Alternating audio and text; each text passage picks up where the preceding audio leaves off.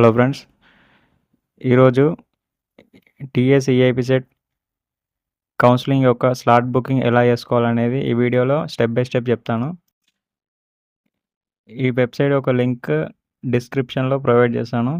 ఈ website open చేసిన తర్వాత అలాగే ఫస్ట్ ఇక్కడ పే ప్రాసెసింగ్ ఫీజ్ అని ఉంది.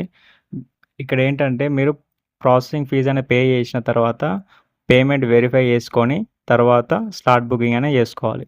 ఫస్ట్ మీరు పే ప్రాసెసింగ్ ఫీజ్ పైన క్లిక్ చేయండి. క్లిక్ చేసిన వెంటనే నెక్స్ట్ ఇంటర్ఫేస్ ఇలా వస్తుంది.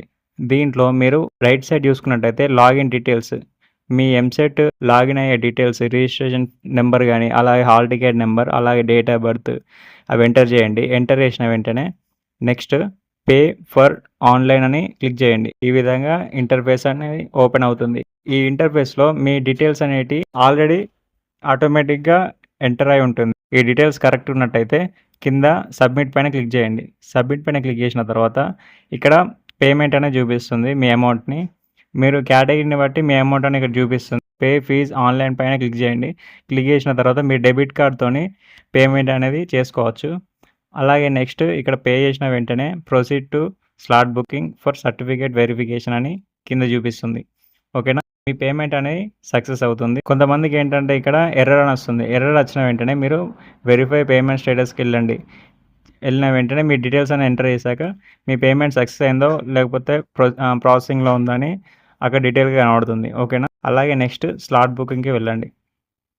స్లాట్ బుకింగ్కి వెళ్ళిన వెంటనే అక్కడ మీరు మీ కేటగిరీని ఎంటర్ చేయండి. ఎంటర్ చేసిన వెంటనే మీ హెల్ప్ లైన్ సెంటర్ని ఏ డేట్కి మీరు అవైలబుల్గా ఉంటారో ఓకేనా కౌన్సిలింగ్కి ఆ డేట్ అనేది మీరు ఇక్కడ సెలెక్ట్ చేసుకోండి. సెలెక్ట్ చేసిన వెంటనే మీ టైం, మీకు ఏ టైం కావాలనుకుంటారో అవైలబుల్ టైం చూసుకొని ఆ టైం అనేది మీరు సెలెక్ట్ చేసుకోవచ్చు. ఓకేనా, జస్ట్ అంటే మీరు డాక్యుమెంట్ వెరిఫికేషన్ అప్పుడు మీకు ఏ టైం కావాలో అలాగే మీరు ఏ డేట్లో ఫ్రీగా ఉంటారో ఆ డేట్ మీరు సెలెక్ట్ చేసుకోండి. ఓకేనా, స్పెసిఫిక్ డేట్స్ అనేవి అక్కడ డిస్ప్లే అవుతుంది. నెక్స్ట్ మీరు ఎస్ పైన క్లిక్ చేయండి. ఎస్ పైన క్లిక్ చేసినట్టయితే మీ స్లాట్ అనేది బుక్ అవుతుంది. దాన్ని ప్రింట్ తీసుకొని మీ డాక్యుమెంట్ వెరిఫికేషన్ అప్పుడు అది యూజ్ అవుతుంది. ఓకేనా, ఈ వీడియో మీకు నచ్చినట్టయితే లైక్ చేయండి, షేర్ చేయండి, సబ్స్క్రైబ్ చేయండి.